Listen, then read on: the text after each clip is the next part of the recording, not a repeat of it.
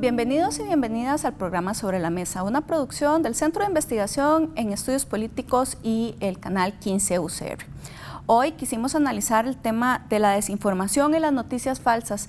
Esto debido a que precisamente estamos ya de cara al nuevo proceso electoral y este tipo, digamos, de información o desinformación ha tenido un impacto en diferentes países y puede impactar de manera positiva o negativa a nuestro proceso electoral. Por eso hoy vamos a estar hablando con Larisa Tristán Jiménez. Ella es investigadora y docente del SICOM y de la Escuela de Comunicación Colectiva de esta casa de estudios. También con Carlos Brenes, investigador del Instituto de Investigaciones Psicológicas en el campo de la psicología de las noticias falsas y la desinformación específicamente.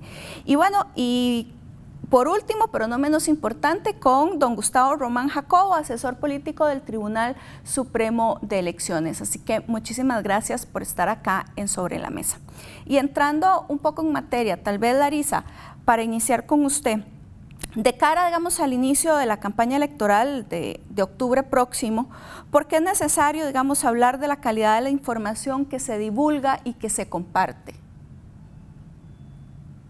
Bueno, gracias por la invitación. Es importante porque está bastante documentado, y en Costa Rica también, que la ciudadanía desarrolla un tipo de comportamiento que se conoce como ciudadanía monitorial. Es decir, en épocas específicas de contextos atípicos, como son las elecciones, ¿verdad?, tienden a consumir más información, ¿verdad?, para informar su voto. Entonces es muy importante tener en cuenta cuál es la calidad de la información y también monitorear cuáles son las tendencias de consumo. Y además, bueno, está bastante documentado a partir del 2016 con las elecciones presidenciales en las que en Estados Unidos entre Donald Trump y Hillary Clinton, que sí hubo cierto peso de la desinformación en la decisión del voto. Entonces es muy importante empezar a ver tanto la calidad de la información como empezar a identificar tendencias a partir de las cuales se podría estar propagando desinformación en Costa Rica. Que tal vez vamos a hablar de esto más adelante. También es importante ver cómo se expresa el fenómeno de manera situada, porque la mayoría de la información que nos llega es de otras latitudes, y en la universidad estamos haciendo un esfuerzo conjunto para ver específicamente cómo se manifiesta el fenómeno aquí, sobre todo de cara a las próximas elecciones. Claro. Y Carlos, ya estamos a mediados del siglo XXI, ¿verdad? Y las redes sociales han potencializado, digamos, la comunicación y se han convertido en herramientas de intercambio de información de todo tipo. ¿Cuáles son los medios más utilizados? Muchísimas gracias por la invitación. Bueno, nosotros sabemos, por ejemplo, el caso el de Costa Rica, ¿verdad? El último estudio del Latinobarómetro dice que Costa Rica es el país que más usa WhatsApp, ¿verdad? También el consumo de información por redes sociales, particularmente Facebook, es muy importante, es algo que encuestas que hemos hecho nos lo han dicho. Y en un menor caso, es algo para ciertos círculos, el de Twitter. Y considerar el tipo de plataforma tecnológica de comunicación es muy importante para comprender cómo se manifiesta y cómo se difunden contenidos desinformativos. Por ejemplo, hay estudios que dicen que en Twitter la desinformación baja 6 veces más rápido, hay otros que dicen que Facebook es el medio donde más accesa a desinformación, pero una cosa que desde la Universidad de Costa Rica que le hemos dado mucha importancia es WhatsApp, y WhatsApp es muy importante porque nuestros estudios nos han dicho que las personas utilizan WhatsApp para informarse sobre diversos temas de la vida pública y que también están expuestos a la desinformación. Y WhatsApp tiene esa particularidad de que al ser una red de comunicación más privada, es una comunicación entre dos personas, ¿verdad?, que tienen alguna relación o ligamen de algún tipo, o entre grupos del cual yo soy miembro Entonces, es una comunicación más personalizada, es decir, yo conozco más hacia quién yo me dirijo o de quién yo recibo información, pero a nivel de la desinformación es más difícil, por ese grado de privacidad, poder identificar cómo es el flujo de transmisión de la desinformación. Y Carlos, ya que nos estaba planteando esto, en el estudio que ustedes hicieron, ¿qué fue lo que se encontraron con respecto al tipo de información que más se comparte? Bueno, una cosa que es muy interesante es que aquí se habla, en los últimos años hemos hablado mucho sobre noticias falsas, ¿verdad? Y las noticias falsas, ¿verdad? Han habido múltiples definiciones, pero cuando se llega a un consenso, una de las cosas que las caracteriza es que están diseñadas con la intención de engañar. El que las crea, digamos, ¿verdad? Quiere engañar pues a personas y quiere engañar a la mayor cantidad de personas posibles. Eso hace que las noticias falsas sean un síntoma más visible recientemente de un problema que tenemos desde hace tiempo, que es la desinformación, ¿verdad? Ahora, dentro de la desinformación, entonces podemos ver que si vemos lo que pasa en Costa Rica, hay muchas noticias falsas, pero hay mucho contenido desinformativo que no necesariamente comparte las características de noticias falsas, en el sentido de que tienen ese formato pseudo periodístico. Entonces también tenemos, ¿verdad?, lo que son textos con imágenes posteados en redes sociales, ¿verdad?, lo que son videos. Hemos visto, digamos, a nivel temático, que me haces esa pregunta, es común que la desinformación se centre, ¿verdad?, como al igual que los ciclos noticiosos, en lo que está pasando en el momento. Y en el último año se ha centrado mucho en el tema de la pandemia del COVID-19, ¿verdad?, que ha alargado mucho. Entonces, muchas gracias también al aporte de Larisa, que nos ha ayudado, al apoyo de verificadores como DoubleCheck y No Coma Cuento. Hemos podido ver, por ejemplo, que los temas de desinformación más fuertes en los últimos meses y el del año pasado ha sido sobre el tema del COVID-19, particularmente el tema de las vacunas, ¿verdad?, riesgos de las vacunas o conspiraciones en torno a las vacunas, y desinformación que tiene que ver con cuestionamientos sobre cómo el Estado costarricense ha respondido a la pandemia. Claro, pero ahora que va a iniciar el proceso electoral, para el Tribunal Supremo de Elecciones es complejo este tema. En ese sentido, digamos, Gustavo, no todo lo que se comparte en redes sociales es bueno, inocente o real. Desde el tribunal, ustedes están trabajando en identificar la desinformación, las noticias falsas, ¿cómo las definen? Hola, Marcela. Primero que todo, muchas gracias por la invitación. Siempre es un honor estar sobre la mesa, y en esta ocasión además de estar con vos, con Carlos y con Larisa.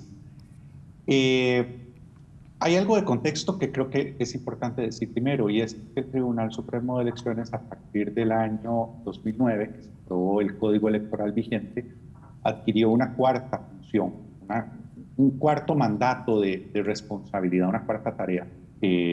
Sumó a las tradicionales de registración civil de los ciudadanos, de organización de los procesos electorales y de impartición de justicia electoral, sumó la de formación de cultura democrática y valores cívicos. Por eso es que en el año 2009 se crea en ese Código Electoral el Instituto de Formación y Estudios en Democracia, el IFED. Y por eso es también que a partir del año 2010 el Tribunal Supremo de Elecciones inicia con un programa que se llama Votante Informado, que es un paquete de herramientas informativas y formativas que se le ofrecen a la ciudadanía de cara a las elecciones, bajo el entendido de que las posibilidades de que los ciudadanos ejerzan su derecho al sufragio con músculo depende de la calidad de la información con que cuenten antes de ir a votar. La lógica democrática está pensada para que el voto sea un mecanismo de control de los políticos. El voto sea un mecanismo mediante el cual la ciudadanía controle a sus gobernantes. ¿Cómo? quitando a los que hacen mal las cosas, premiando a los que las hacen bien y de alguna manera forzando con el incentivo del sufragio a que los políticos se comporten de acuerdo con las expectativas de sus electores. Todo ese edificio teórico se cae si la ciudadanía no cuenta con información de calidad. Y a partir de ese momento la comunicación también del tribunal cambia. Deja de ser una comunicación centrada en la motivación del voto, en la participación y en los desvelos por el abstencionismo. Se sigue llamando a la participación, por supuesto, pero el énfasis recae ahora en promover que ese voto sea informado. Y esto, desde luego, tiene que tomar nota, este empeño, este esfuerzo, tiene que tomar nota de lo que decía Clarisa, del cambio que hay. Es paulatino, pero yo coincido en que el año 2016 es como el año cachetada, en el que tomamos nota, dimos cuenta en el mundo de que las nuevas herramientas, las nuevas tecnologías de información efectivamente abrían nuevos espacios, democratizaban, facilitaban la participación política en muchos sentidos, todo eso, pero también creaban una serie de riesgos y de amenazas a los sistemas democráticos en todo el mundo. Y entonces ese empeño del Tribunal Supremo de Elecciones por formación en cultura democrática y promoción del voto informado tenía que entrar necesariamente en el terreno de las redes sociales y del Internet. Lo hicimos primero en 2019 y ahora lo estamos haciendo en 2022, que ojalá haya chance en el programa para contar un poco más qué es lo que estamos haciendo.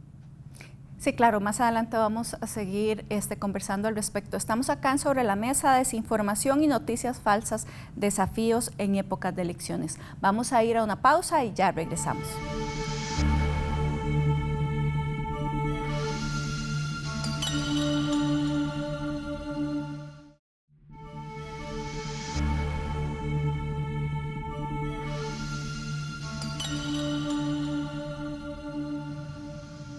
Continuamos acá en Sobre la Mesa con el tema de desinformación y noticias falsas, desafíos en épocas electorales. Y bueno, antes de ir a una pausa, precisamente Gustavo nos explicaba que para el Tribunal Supremo de Elecciones esto implica un gran desafío.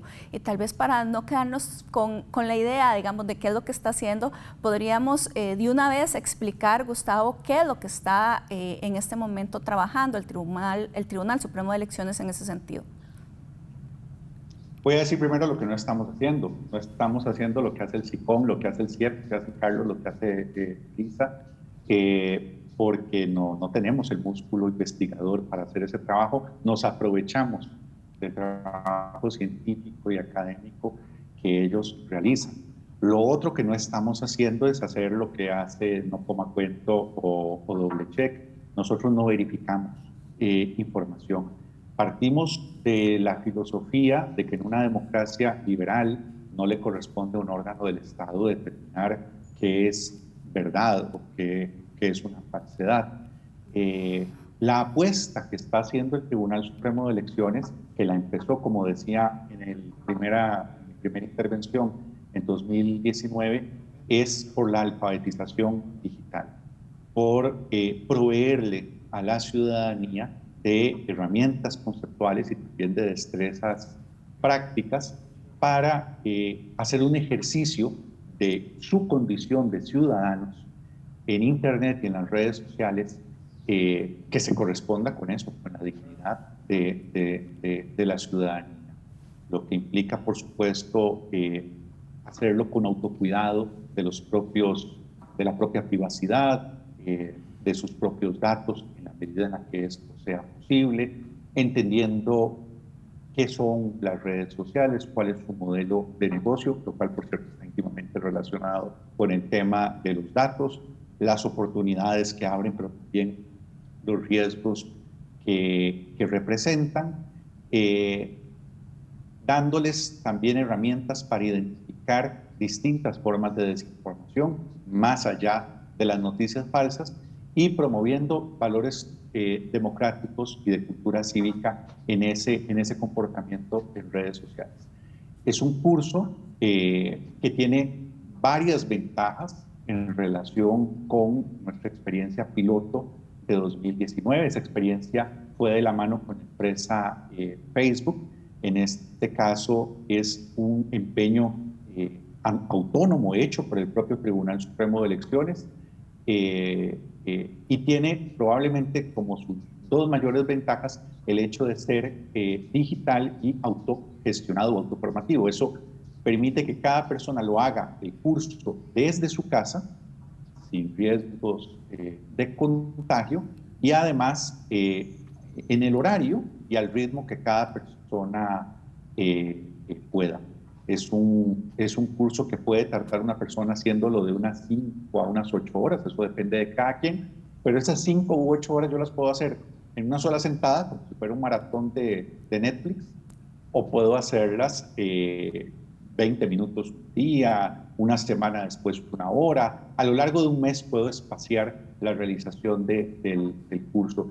Y cuando lo dejo, porque tengo que hacer otra cosa, y después regreso al día siguiente, una semana después, el curso me está esperando en el lugar donde lo dejé. Entonces, está hecho muy pensado en aquellas personas con las que hicimos los talleres de alfabetización digital de 2019 y que a medio palo del taller nos decían, ay, me toca ir porque me deja el bus, me toca ir porque tengo tal actividad, o que les costaba mucho llegar al salón comunal donde iba a ser la actividad. Está pensado precisamente en esas personas, está pensado para facilitar que la mayor cantidad de personas puedan realizar este curso. Y Larisa, todavía estamos, digamos, muy largo de comprender, ¿verdad?, el alcance de las fake news. De hecho, precisamente como Gustavo lo planteaba, están, ¿verdad?, con el curso intentando alfabetizar a la población. ¿Cómo estudiar este fenómeno? ¿Verdad? En algunos países ya es un negocio, pero pareciera que en Costa Rica no es el caso. ¿Cómo podemos caracterizar el ecosistema de fake news en nuestro país? Y bueno, primero que todo, es un fenómeno que hay que estudiar de manera interdisciplinaria porque es muy complejo, ¿verdad? Las noticias falsas y la desinformación existen desde el Imperio Romano. Lo que pasa es que, como dije, a partir del 2016 hay esta eclosión a partir de una serie de factores políticos, económicos y tecnológicos. Tecnológicos es la facilidad que dan las redes sociales, ¿verdad?, que también favorece con una economía de las emociones y de las fake news, en donde se crean sitios que tienen muy poca duración de vida, ¿verdad? Son sitios muy efímeros porque lo único que les interesa es ese clic que ya genera ganancias, pero que pronto desaparecen, digamos, de la esfera de Internet.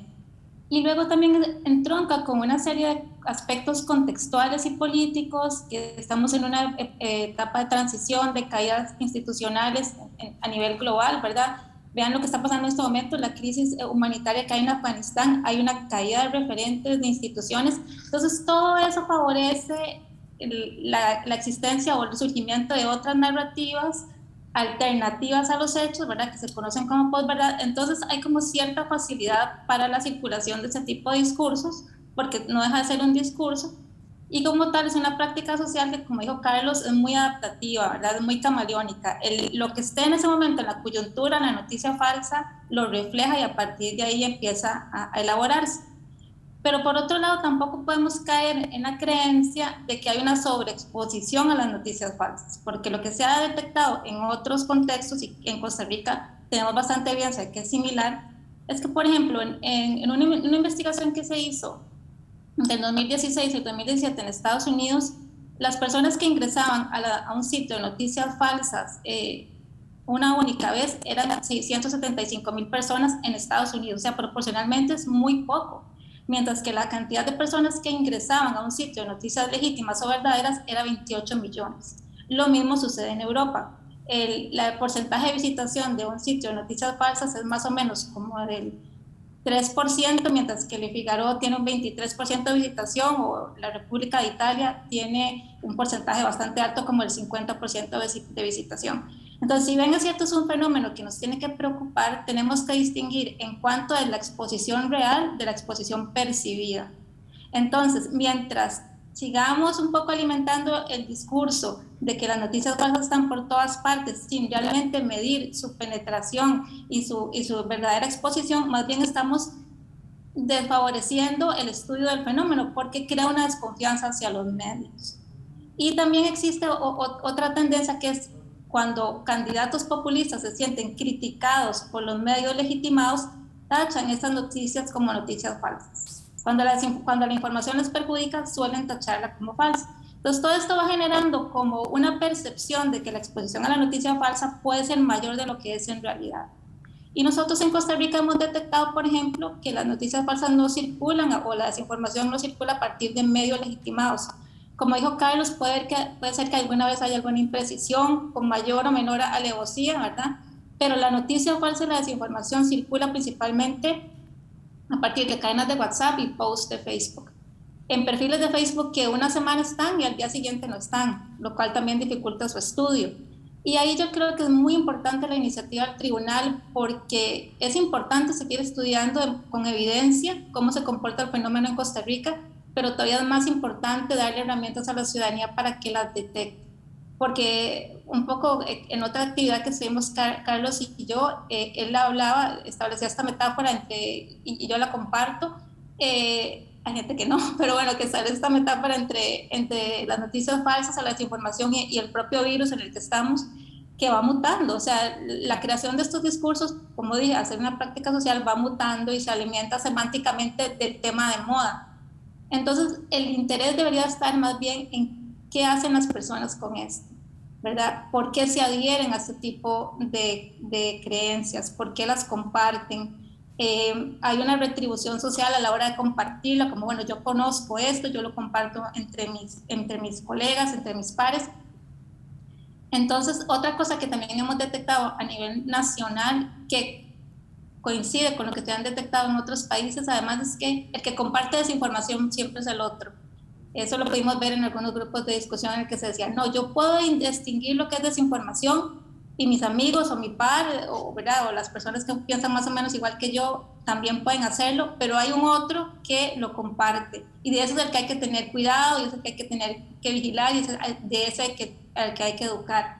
Entonces también es muy interesante verlo desde el punto de vista grupal y sociológico, pero bueno, en resumen es algo que no se puede investigar desde una sola área de conocimiento porque la misma tecnología hace que se comporte como otros tipos de datos, ¿verdad? Con un volumen con volumen y una capacidad de propagación rápida, ¿verdad? Aunque ya vimos que el volumen es matizable, ¿verdad? Y los datos nos dicen que comparativamente es menor al de las noticias verdaderas, pero por eso se necesitan herramientas de Big Data, de computación, y por eso es que nuestro equipo es interdisciplinario, ¿verdad? Estamos personas de comunicación, pero también de lingüística y también de informática.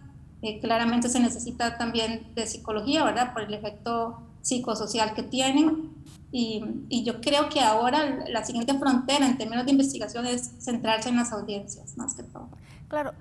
Y siguiendo, Carlos, lo que decía Larisa, de que efectivamente en Costa Rica lo que se comparte en noticias falsas no son de medios legitimados. ¿Qué es lo que hace que la gente comparta esas noticias entonces? Bueno, puede ser muchos aspectos. Pueden ser motivaciones desde cuando yo comparto a alguien, por ejemplo, a mi audiencia en Facebook o alguien en WhatsApp, ya sea una persona o un grupo, hay una motivación social por mostrarme como alguien que sabe, ¿verdad? Tal vez conseguir cierto o reforzar cierto estatus social. Otra motivación puede ser quiero reforzar lo que yo ya creo, ¿verdad? Y quiero persuadir a otros o quiero compartir con otros que piensan igual que yo, o tal vez quiero provocar ahí sensacionalismo, medio roncha, ¿verdad? Con alguien que piensa diferente, porque hay que recordar que las noticias falsas siempre son sensacionalistas, ¿verdad? Entonces siempre es como en el cole cuando uno escuchaba el rumor, wow, ¿verdad? Entonces mucho genera ese impacto. Ahora, algo importante que hemos encontrado es ¿qué ayuda a que las personas no las compartan? ¿Verdad?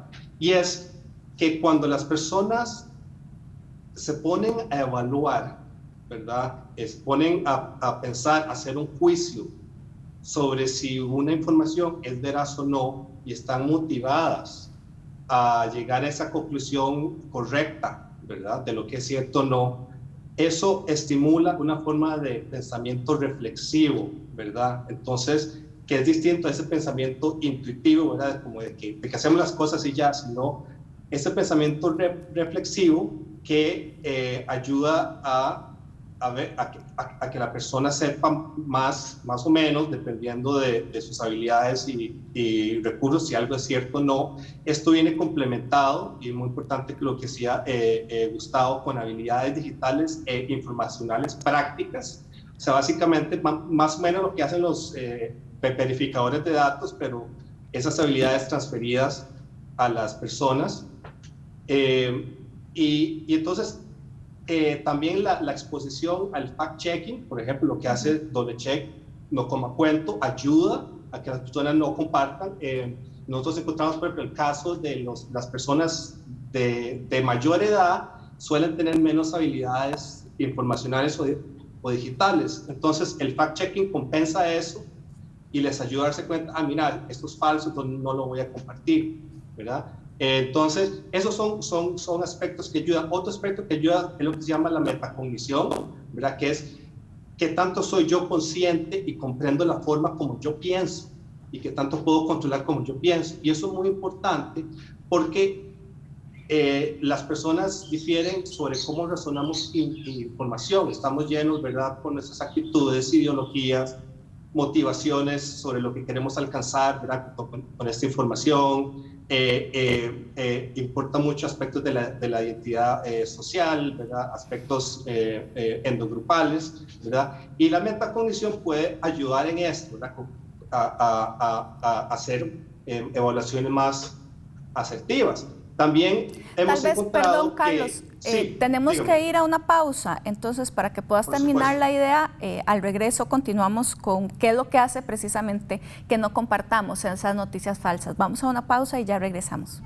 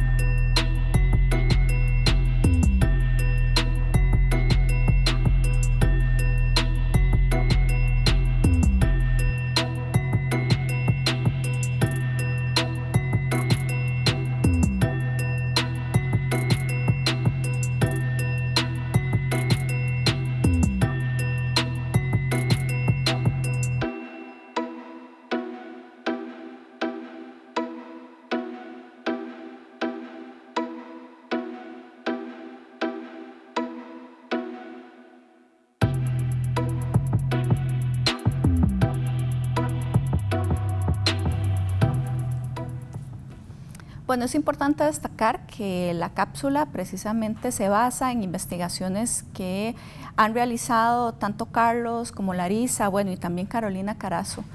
De ahí es de donde tomamos los datos que nos parecieron muy interesantes. Pero Carlos, antes de ir a una pausa, precisamente estabas explicando qué hace que las personas no compartan precisamente las noticias falsas, para ver si puedes continuar con esa explicación.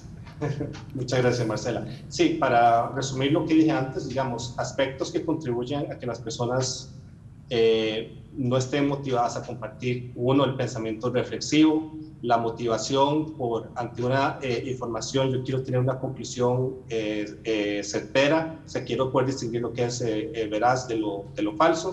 Hablé de esa metacognición, ¿verdad? Poder ser consciente como yo pienso y poder ser consciente de cómo mi propia subjetividad puede afectar mis evaluaciones de lo que es cierto o no. También esas destrezas prácticas, ¿verdad?, que tienen que ver con la alfabetización digital. Pero después también hay otras características de las personas que influyen en que las hacen más proclives a que compartan desinformación. Y una de ellas, por ejemplo, es el apoyo a ideologías autoritarias, el conservadurismo, el dogmatismo, ya sea ideológico o religioso. Hemos visto que en esas personas es más proclive que tengan intenciones de compartir. Y después, lamentablemente, hemos encontrado, y ya son varios estudios que lo hemos encontrado, que hay desigualdades estructurales en el desarrollo humano de ese país que se traducen en desigualdades para poder identificar desinformación.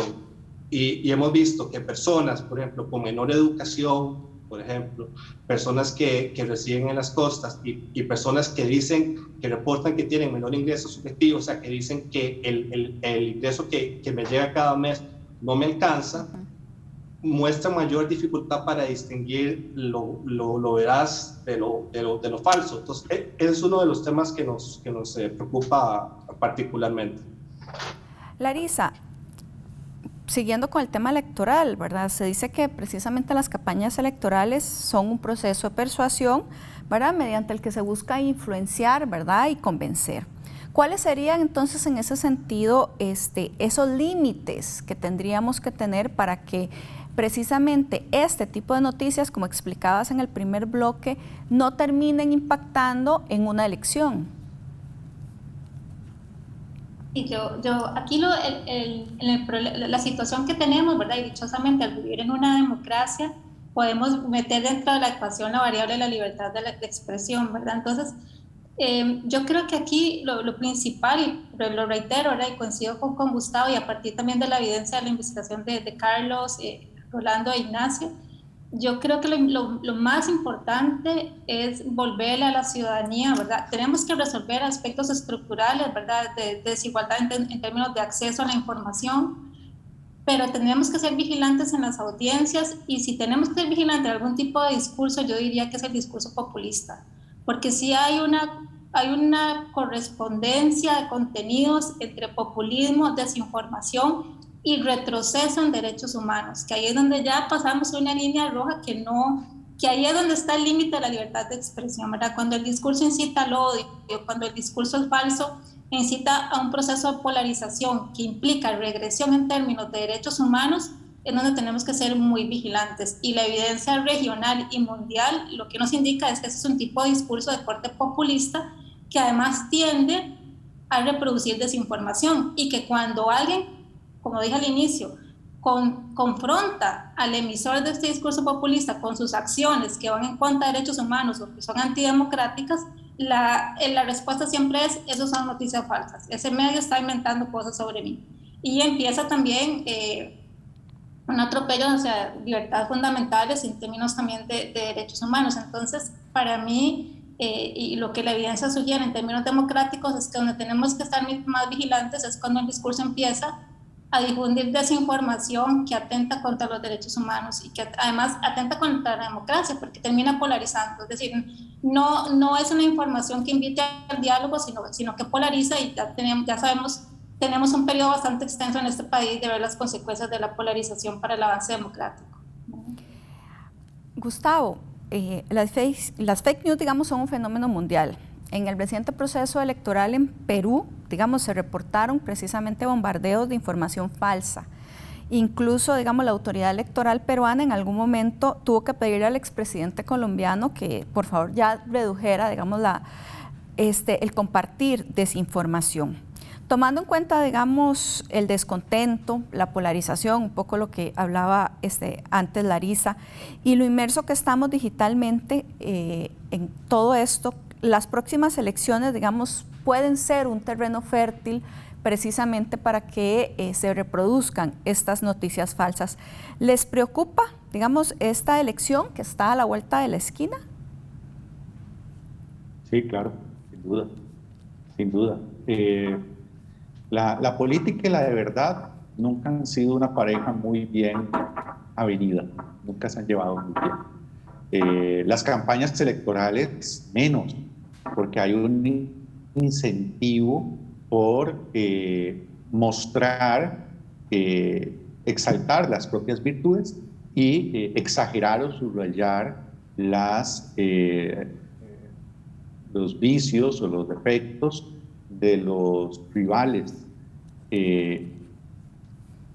Fue Castells al final del siglo XX, el segundo tomo de su trilogía La Era de la Información, que acuñó el término política del escándalo. Solo por poner un ejemplo, él decía algo pues, muy obvio: la la política ideológica venía decayendo, y entonces en la motivación del voto de las personas pesaba menos el partido, pesaban menos las ideas, las propuestas programáticas, y pesaba más la credibilidad, la reputación, la mayor confianza que me despertara un candidato. Y eso hizo que las campañas entonces se enfocaran en destruir la credibilidad de este candidato.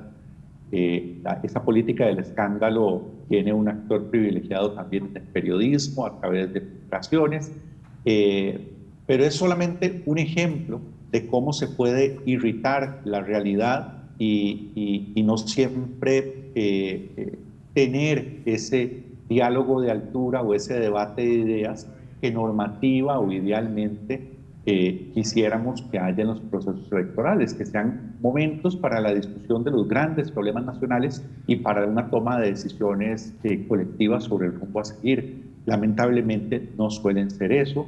Hay actores interesados en embarriolar la cancha, y hay una limitación de parte de, en este caso, el organizador del proceso en cuanto a su injerencia en ese proceso, por lo que decía Larisa, por el marco dichoso y afortunado que tenemos de democracia liberal que garantiza la libertad de expresión.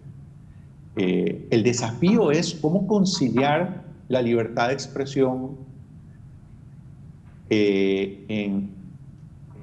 sobre todo a partir del uso de las nuevas herramientas digitales, con la integridad de los procesos electorales. Así lo planteaba hace poco Weisbord y Becerra, dos profesores argentinos. Y eso no está resuelto. Eso es motivo de desvelo y preocupación en autoridades electorales y en otros sectores en todo el mundo. Por lo pronto, la apuesta es por como les decía, por la alfabetización digital. No está apostando el Tribunal Supremo de Elecciones, como sí lo están haciendo otros países, por respuestas regulatorias o punitivas al fenómeno de la desinformación. Primero, porque tenemos serias dudas de la efectividad real de ese tipo de estrategias. Segundo, porque tenemos la precaución o el temor de lo que puede implicarle darle al Estado mayores herramientas de control de la conversación pública. Y tercero, porque estamos convencidos de que la alfabetización digital es la forma de combatir el fenómeno de la desinformación más coherente con los principios y los valores democráticos, porque no hay un principio y un valor democrático más importante que el reconocimiento de la capacidad de agencia en cada ciudadano y en cada ciudadana. Hay una enorme tentación en medio de este proceso, sobre todo en la asociación entre la difusión de desinformación y de noticias falsas con sectores fundamentalistas o dogmáticos o religiosos. Hay una enorme tentación de desconocimiento de capacidad de agencia, de desconocimiento del derecho que tienen las personas de intervenir en los asuntos públicos y de tomar decisiones, y casi que una vocación tutelar o de tutelaje de protegerlos de sus malas decisiones. Eso es muy peligroso. Ese es el peligro de la acera al frente. Ese es el peligro del progresismo iliberal, si me permiten el término. Y quiero subrayarlo por algo que decía, creo que Carlos, o Larisa más bien, y es esta idea falsa de creer que siempre los que comparten noticias falsas son los del frente o son los otros. Es algo frente a lo que tenemos que tener mucha vigilancia, a la viga en el propio ojo y no solamente a la paja en el ajeno. Estamos acá en Sobre la Mesa, desinformación y noticias falsas, desafíos en épocas de elecciones. Vamos a ir a una pausa y ya regresamos.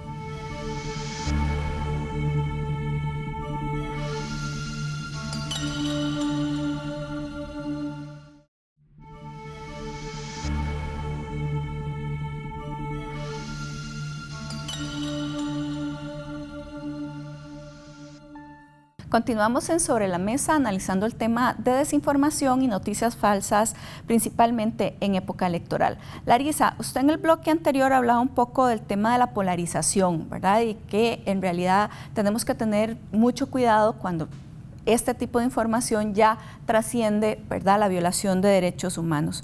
¿Qué papel está jugando, digamos, la desinformación y las noticias falsas en este tipo de polarización ideológica? ¿Y será, digamos, que la ciudadanía está algo vacunada? Porque ya, digamos, Carlos algo nos ha explicado, y atenta para realmente detectarla en este proceso electoral que se avecina. Bueno, Carlos decía algo que es muy importante para, digamos, reforzar esa vacuna, ¿verdad? Ya que estamos hablando de una eventual tercera dosis. Si establecemos un paralelismo, es muy importante tener en cuenta que la noticia falsa siempre va a ser sensacionalista. O sea, y siempre va a ser alarmante, siempre, porque también comulga mucho con otro tema al cual no entramos hoy, pero que podríamos entrar de otro día, que es el tema de las teorías de la conspiración. Entonces siempre el emisor de la noticia falsa o la tendencia es que conoce algo que el resto de la población no conoce, además de su deber decirlo. Entonces, en el análisis discursivo que hemos hecho, hemos detectado que normalmente empiezan por frases hechas como esto tiene que saberse, atención, peligro, amenaza, son muy antigobierno. Entonces, una manera tal vez de incentivar ese rechazo o esa posibilidad de ese pensamiento reflexivo del que habla Carlos es de intentar identificar cuando la noticia es excesivamente alarmista. Es decir, sabemos que en la ecología mediática costarricense hay periódicos de ese corte, pero ya la noticia falsa lo lleva al paroxismo, digamos. Entonces, eso sería un recurso en términos de alfabetización mediática. ¿Cuán inmunizada está la población? Yo creo que es algo que todavía tenemos pendiente, un estudio a una escala mayor, ¿verdad? Muy valioso. La investigación de Carlos y Rolando Ignacio del IP, que también dialoga con nuestras investigaciones a una escala menor en términos cualitativos, pero lo que sigue ahora es una investigación en una escala muchísimo mayor que integre elementos cualitativos y cuantitativos para ver realmente la exposición real y percibida de las noticias falsas y las herramientas con las cuales cuenta la gente para rechazar o compartir o adherirse a este tipo de conocimientos. Y por supuesto que la coyuntura electoral va a ser muy interesante para ver todos esos aspectos. Y Larisa, si yo quisiera, digamos, dar como unas 3 opciones de qué es lo que yo tendría que ver en una información que me comparten para ver si es falsa o no, ¿qué le podríamos decir a la ciudadanía como para que también esté vigilante de eso? Y bueno, primero que todo es alarmismo, ¿verdad? Sí, normalmente, o podríamos decir que en el 98% de los casos, a menos que sea una noticia falsa de que están regalando algo o una promoción que parece demasiado buena para ser verdad, en la mayoría de los casos es sobre un tema negativo. Entonces, cuando ustedes reciban una noticia o una cadena de WhatsApp o vean un post en Facebook o el mismo Telegram, porque esa es otra plataforma que es muy democrática por su propia propuesta de intercambio digital, pero donde muchos perfiles de Facebook que han sido cerrados por la propia plataforma han emigrado a Telegram. Entonces, cuando reciban un audio o una cadena de WhatsApp que dice reenviado muchas veces, que empieza con una frase que llama la atención, que llama a algo ominoso, a la amenaza o a lo peligroso, ese es el primer criterio para desconfiar, porque normalmente evocan el miedo. Es decir, cuando usted reciba o cuando recibamos algún contenido que nos lleva a sentir alarma y miedo, es uno de los primeros criterios para desconfiar. Ver también la fuente, si alguien lo firma o no lo firma. Ya que sea anónimo, nos tienen que llevar a preguntarnos por qué nadie firma esto, por qué nadie acuerpa esta información que yo estoy recibiendo, que en este caso sería desinformación. Y también ver mucho la relación entre las imágenes. Es algo que también sucede mucho.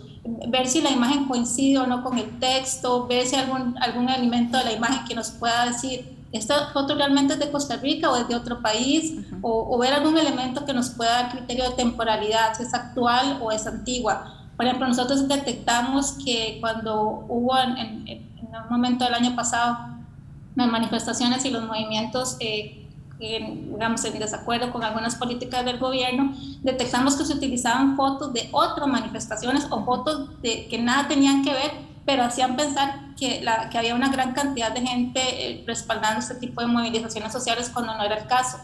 Entonces, las 3 recomendaciones sería, a ver, desde el punto de vista de lo que está escrito, si es alarmante, si me incita al miedo, si me incita a preocuparme, ya empezar a desconfiar. Lo segundo es ver si está firmado o no. Si me llega por WhatsApp y dice reenviado muchas veces, desconfiar, ¿verdad? En primera instancia, porque ¿quién firma esto? Y por último, intentar ver la relación entre la fotografía y el texto, a ver si coincide o no y si hay algún elemento temporal que me pueda dar señales de a dónde fue tomada la foto y si es actual o más bien una foto que es reciclada, de otra cosa que no tiene nada que ver con el contenido del texto. Claro. Y Gustavo, sería, digamos, muy ingenuo creer que no existen, digamos, compañías o personas que se organizan precisamente para difundir estas noticias falsas. ¿Hay, digamos, alguna manera o algún mecanismo para controlarlo en el país o se está pensando hacer algo en ese sentido? Particularmente en campañas electorales, por ponerlo, digamos, en contexto. No tenemos evidencia en este momento. La última investigación, que es la del Instituto de Internet de la Universidad de Oxford, no hace ese hallazgo, más bien de métodos más artesanales de desinformación, no por ello menos efectivos, pero más artesanales. Pero yo siempre digo lo mismo, no veo por qué no vaya a pasar en Costa Rica, ha pasado en otros lugares, no veo por qué no vaya a pasar. Claro. A mí me preocupa más que eso, algo más inmediato, y es esa sensación de polarización, que creo que puede ser mucho sensación más que realidad. Probablemente las personas conservadoras no sean tan conservadoras como se las imaginan las personas progresistas.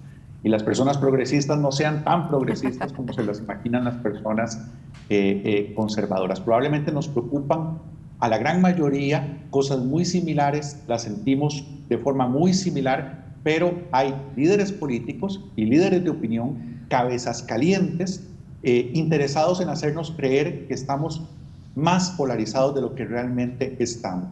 Hay que tener cuidado, antes de preocuparnos por cibertropas y por Cambridge Analytica y por cosas más sofisticadas, hay que tener más cuidado con esos actores que sí ya están en el país, que sí ya están emitiendo discursos y que pueden hacer mucho daño a la sociedad costarricense. Claro.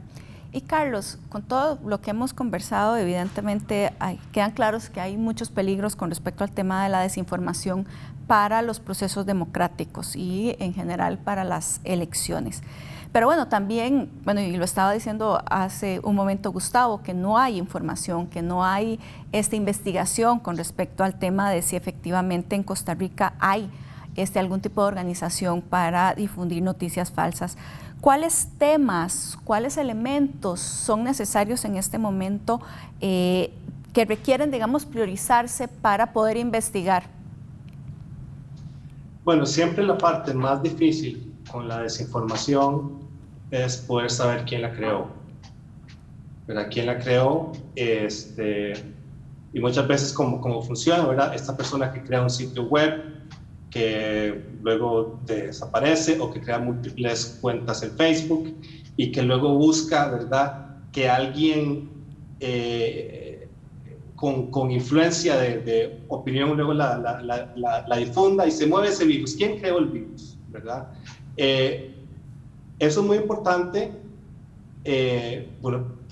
positivo para sentar responsabilidades, porque aquí una cosa que es común, ¿verdad?, como hablaba Larisa de la teoría del tercer afecto, a mí nada me afecta, pero tampoco yo hice eso mal, o sea, me llegó esta fake news y yo no sabía que era fake. Entonces, esa es una forma de ver. Hay que poder entender más, ¿verdad?, cómo se da el flujo de la desinformación en medios más privados como WhatsApp, Telegram. Hay que discutir mucho cuál es el rol de los verificadores de datos y de los medios de comunicación. Y mucho por lo que hablaba Larisa, hay una diferencia entre la desinformación existente circulante y la percibida. Y hay mucha gente que se entera de desinformación por los verificadores de datos o porque los medios de comunicación, por ejemplo, alguien tiró, digamos, en la campaña, alguien tiró un fake news, entonces viene el otro y dice, no, esto es falso, tal está mintiendo, ¿verdad? Digamos, etcétera. Entonces, ahí también hay una cuestión de no podemos perder, ¿verdad?, que en la ecología informativa haya información de calidad que nos permita informarnos y construir opiniones, ¿verdad? Sólidas, y que esas opiniones nos sirven para tener diálogos, conversaciones y debates políticos importantes, ¿verdad? Entonces, ¿cuál debe ser ese rol ahí? Y más adelante, bueno, hay que ir pensando, en este momento no está pasando en Costa Rica, pero hacia futuro sí hay que ver, ¿verdad?, el rol de la inteligencia artificial, ¿verdad?, como el caso de los bots en Twitter, tanto en la creación y difusión de desinformación, pero también la inteligencia artificial como medio para identificar desinformación y combatirla, ¿verdad? Entonces, eso es algo que ya se está dando en Estados Unidos, que se vio ahora en estas elecciones 2020. Vamos a ver si en Costa Rica en unos años tenemos que empezar a hablar en este sentido. Pues muchísimas gracias, Carlos, Larisa y Gustavo, por participar acá en Sobre la Mesa. Evidentemente todavía hay mucho más por investigar y muchas cosas de las cuales tenemos que, como ciudadanos y ciudadanas, prestar atención, particularmente en este proceso electoral. Así que muchísimas gracias y a ustedes les esperamos en sus casas la próxima semana.